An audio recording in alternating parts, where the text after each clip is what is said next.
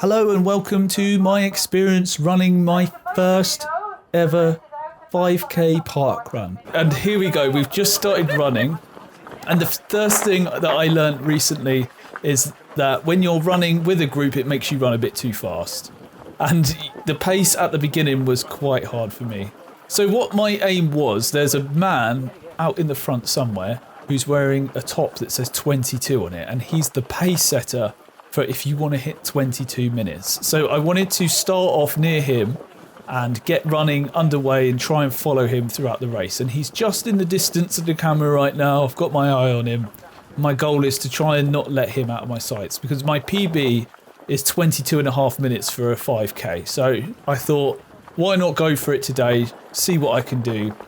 I haven't been pushing for time lately. I've just been having fun with running. But I wanted to try and keep up the pace with him. So this lady that you can see on the right, she actually was with me for most of the run, and I found myself behind her and her partner, and I found them as to be like my secondary pace setters. One of the things that I noticed was the only people who were out at this time of the morning were either the runners or the homeless. So it's kind of a funny juxtaposition at the beginning. You've got people day drinking, having a few beers first thing in the morning, and then you've got a bunch of runners, and then throughout I see a couple of people who might have some alcohol in hand, and it's just a funny juxtaposition, just something I noticed. And the sea was looking pretty cool, so we've got some views of the sea here. Remarkably, it wasn't that windy, so you do hear a little bit of wind on the camera, but for the most part it was a nice and still morning. So I have been running in barefoot shoes, and the first thing I've learnt about myself as a runner, I've been running for about 3 months now, is that running on flat ground seems to really hit my tibialis. So that's the muscle that runs adjacent to the shin. And it doesn't really get hit there when I'm running up and down. But when I'm running purely on flat surfaces, I find that my tibialis gets really fatigued. So I feel like that's an area that I need to strengthen and work on. I do have a tibialis raise, a bar that I can use at home to strengthen it, but I just haven't been doing it. So that's something that I really ought to be training. And the guy that I was supposed to be following, the 22-minute pacer, has gone from my sights. I can't keep up with him. That was a bit over-ambitious for myself. But this girl in front of me, she's now my new pace setter. I'm going to be using her as my sort of barometer for the rest of the race as to the pace that I want to be keeping. I don't want to let her out my sights because she seems to be running about my sort of pace. So I ran a 5k race at my local running track, and this is the only other race that I've actually done with other people. And like I said earlier, one of the things that you notice when you're running is that with a group of people is that it makes you run a bit faster. There's something about seeing everyone running around you. There might be people of a higher ability than you running past you, and something within your like an instinct almost makes you want to try and keep up with them. So it's quite easy to gash yourself out and run a bit too fast. But I've got a bit of a groove going on here, and I've found a nice pace that seems to be comfortable for myself. And it's quite a nice run actually. It's very peaceful. It felt like I was in like an army training regime doing this. So it's interesting just looking at the styles of running everyone has. Everyone's running a completely different way. We're all built differently, so we've all got our natural different running techniques, but literally just looking at the people in front of me, everyone is running completely different. It's just funny to notice. And luckily, I think someone had brushed a path or something, so the stones wasn't in the way, but I could imagine slipping over if we was running over the pebbles being everywhere. It's quite an odd feeling when people run past you. It almost makes you want to speed up, but I know that if I speed up in any way, that it's going to make me gas out early, and it's going to ruin the run actually. So it's like you kind of just have to sit with the pace that you feels comfortable, try and ignore the fact that there are people faster than you, and just enjoy the run really. But yeah, it was enjoyable to run in a group. But I can't believe I've been missing this my whole life. You know, I didn't really know about any of these group runs until the past 3 months when I got myself into running, and now this is a whole new world that I've been really enjoying. The fact that there's just all these groups all across the country. They all come out Saturday 9 a.m. and they run, and it's like a hidden world almost. It's not something that I would be typically doing at 9 a.m. But now this is called Bottle Alley in this course, and now you can really hear my ploddy footsteps. I mean, I'm the only one wearing barefoot shoes as far as I could tell, and the way my feet hit the floor sounds very loud compared to everyone else, because they've all got nice cushioned running shoes. I've spent many a time in this alleyway doing skateboarding, so it's kind of weird these days. There's like little restaurants and cafes, you can have a little bit of coffee, and now I'm running through it, and it's a little bit bougie these days, so it's just weird to see this alleyway change over time. I mean, this alleyway used to stink of piss. I don't know if the parkrun was going on back then. I don't know how old the parkrun even is. I mean, to me, it's a new invention, so I'm enjoying my time here. And it was quite nice to have a little bit. The crowd there gave me a little bit of inspiration. See me smiling as I ran past. But it does help. Having people giving you the crowd cheers and that, it gives you a little bit of energy. Had a moment here where I thought this guy on my left was someone from my school. And then I got just past him and I was like, oh, that is definitely not someone who went to school with me. It just made me laugh running past. But from behind, I thought it was someone completely different. And you got Hastings Pier there coming up on the right. We'll be passing that very shortly. We're still running through Bottle Alley. And here we go. It did look like there was some piss on the floor there. But we're coming out of Bottle Alley. We're out into the open. You can see people running back the other way. So soon, we're almost at the halfway mark. I'm going to be running back the other way. That must be one of the people that finished in under 18 minutes that we saw running the other way. And it's just shows you how much faster they are. When you see them running back the other way, there's some more people zooming past. They must be like 19-minute finishers. But nearly halfway, so we're almost at the 2.5k mark. And I've been able to keep with these people, like I said.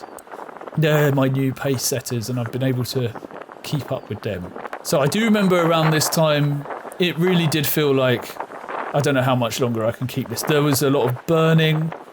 I had to really focus on breathing, because the initial idea, I was going to come in and just chit-chat to the camera the whole way. Once I started, I decided to run a bit faster. I knew there's no way in hell that was going to happen. So I just had to focus on breathing.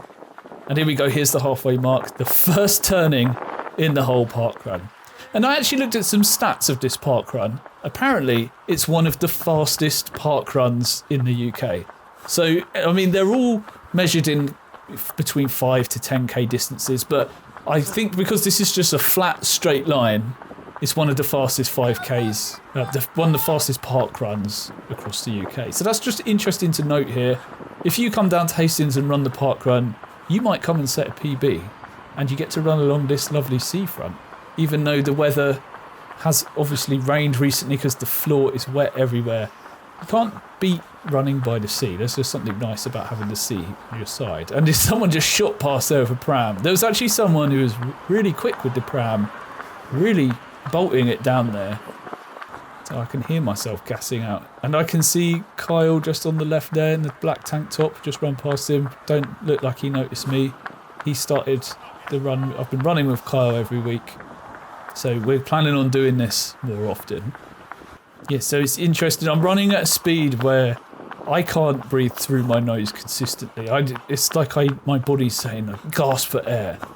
And I'm just pushing slightly above the ability for me to keep my breathing consistent. So it's a mental battle and a physical battle, both at the same time. I'm just trying to fight my body to stop. I need to keep breathing. All my focus needs to be on breathing and just keep running. Otherwise, I'm going to gas out. I'm going to mess this up. But it's just my face at the bottom left there is going very red. There's a sweat patch forming on my t-shirt. I'm going to try and handle this, keep in there. My pace setters, they're starting to get away from me now. They're going off into the distance. And I'm not sure I'm going to be able to keep up with them. I think this is the point when going too fast in the early stages of this 5k is really starting to hit me. And I think that's where these environments, when you've got those people around you, it makes you run a bit faster. I just find that it catches up with you later on in the race. So I do think it's always a good idea to start the race a little bit slower than you want. Unless you're really gunning for it, you're pushing for it, you're saying, I'm going to go for a PB today. I do think you should start off a little bit slower and just ramp the speed up over time, because you don't want to gas yourself out and have no energy for the last K. And I've just got easily overtaken there. And that, I did feel like I wanted to try and speed up, but if I sped up at all at this point, I don't think I would have finished the race. I had to keep this pace or even a little bit slower. I'm just trying to keep it going. Really focus on breathing. It looks like I'm in a bit of a battle right now. I've got really rather bright reds. Looks like I'm really having a battle now. I'm starting to make random noises as I'm running. Here we go. My pace setters. I'm coming up back on them. Able to keep up with them. I'm so glad I was able to... I found them in front of me because I was so focused on just trying to survive at this point. I completely forgot about them and suddenly they're in front of me. So this was a real morale booster here. I knew that I hadn't messed this up.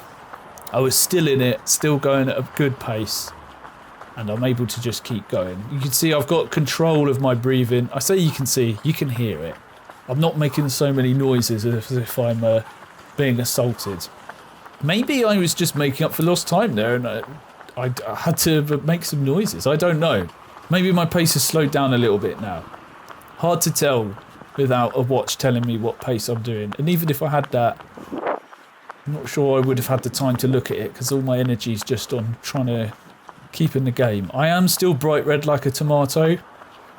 Doesn't look like anyone else is as bright red as me. Don't know why I'm so red, but we're still out here trying to keep running.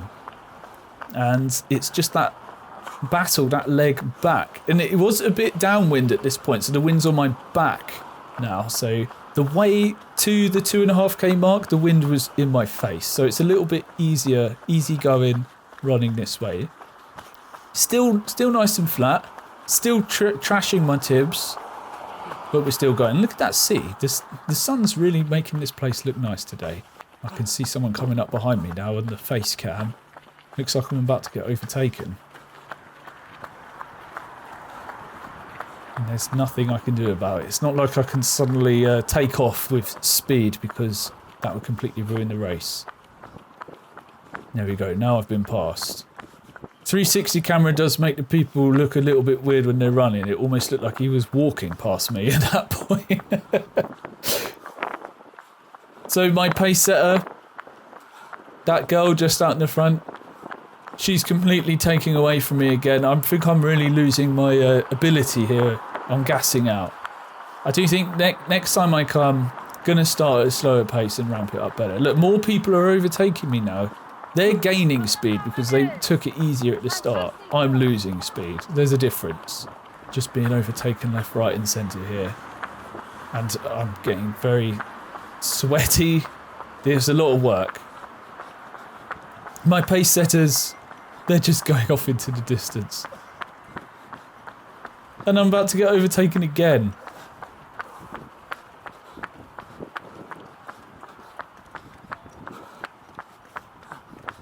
This is definitely something I need to work on, is my pace. It seems to be one of the most important things when you're doing a 5k. Just maintaining a good pace. Luckily, they're still visible. The original pace setter with the 22 on his tank top, gone. I have no idea where he is. He's down there somewhere. So I'd say we're at probably maybe just over 1k left. Around the 1k mark. Getting towards the end of this, and I've got to hold on to what I'm doing. Don't let up this pace. If anything, I want to try and start ramping up the speed, but I'm not sure I've got much to give. Oh, seagull. That seagull actually almost made me flinch when I was there because it was so close to the camera, it's so close to me. So I'm not sure how much of a difference holding the camera actually made to my run. You can see in my shadow that it's a big pole with a camera at the end. And I don't feel like it actually made too much difference to the speed that I was going. It seemed to be, you know, I pretty much ran, well, we'll see the time I did at the end, but it didn't feel like it changed much of my running ability, if I'm honest. So I'm pretty glad with that because I do like to document these runs. So it's nice that it didn't really change much. it wasn't really fatiguing my arm while I was running. I was letting the camera sort of move around. Obviously, I'm moving my arms to keep my momentum. So I'm about to get overtaken again. So many people have ramped up their pace in the last K of this race. I was probably a bit over my estimate of the last 1K back there. But again, my pace it's something I really need to work on. Going forward, definitely slower at the start. I'm just going to keep saying it to try and teach this to myself, then ramp up the speed towards the end. But on the good news is my pair of pace setters ahead of me that I've been keeping in my sights this race. They're still there. I haven't lost sight of them. So we're about 500 meters away from the end at this point. It's really starting to get towards the end of this. When am I going to get it into the 5th gear and go? There we go. I heard the guy behind me. He said 400 meters to go. So now I'm thinking, when am I going to give it my all? These pace setters, they've been really helping me out, running just in front of me. I'm thinking of overtaking them now. We've got this bloke on my right also. You can tell he's ramping up the gas. And here we go. My friendly pace setters that have been so helpful to me, I'm off. So I ramp up the speed. The guy who is next to me, he starts to ramp up the speed. But he's faster, so he runs past me. Now I'm overtaking people. Now this feels good. Putting in some work. The people that overtook me earlier, it's time for me to overtake them. We're going to put everything into this. It's making me feel sick. I'm not even sure I can keep this up very long. But we're going to be running, put all of that energy into this last bit. We can't finish without giving it our all. We might hit a PB, we might not, but just keep running. Keep pushing. Can I overtake this guy in front of me? No, it's not going to happen. The finish line is right there, and that was my first park run. I finished. And now this is the experience of the end. It's called get your breath back. You're so gassed out from sprinting. That sprint really, really hit me. I think if I started that any earlier, I would not have been able to keep that up over the finish line. So what happens here is I've been given a little chip, and that's my position in the race. I'm not sure how they time it. I genuinely have no idea how they're keeping track of that. Is there someone manually doing it? Are they timing it with a stopwatch?